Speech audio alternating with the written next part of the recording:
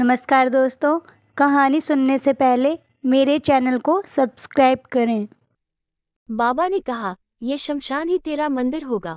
यहाँ भय नहीं, आत्मा की शुद्धि होती है। पहली रात कालीचरण ने शव के पास बैठकर ध्यान लगाया।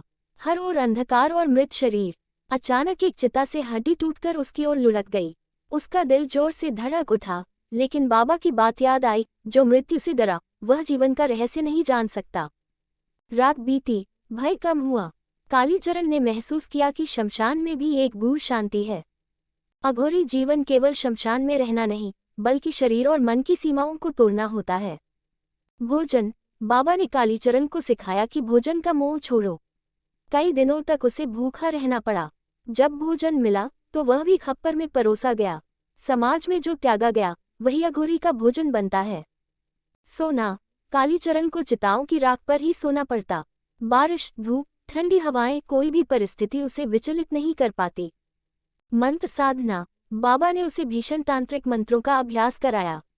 वह रात भर मंत्रों का जाप करता। शमशान में तंत्र की शक्ति जागृत होती। कई बार उसे अदृश्य शक्तियों का अनुभव होता, लेकिन वह डटा रहा। एक रात साधना के दौरान कालीचरण के सामने उसकी माँ का रूप आ खड़ा हुआ।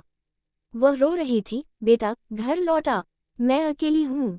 कालीचरण की आंखों में आंसू आ गए। वह माँ के पास जाना चाहता था, लेकिन बाबा ने कहा था, यह मोह का जाल है। तुझे परखने के लिए तेरी ही कल्पनाएं तेरे सामने आएंगी। कालीचरण ने आंखें बंद की और मंत्र जाप में लीन हो गया।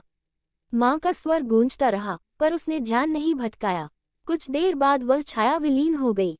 एक दिन बाबा ने कालीचरण से कहा, अब समय आ गया है कि तू मृत्यु का अनुभव करे।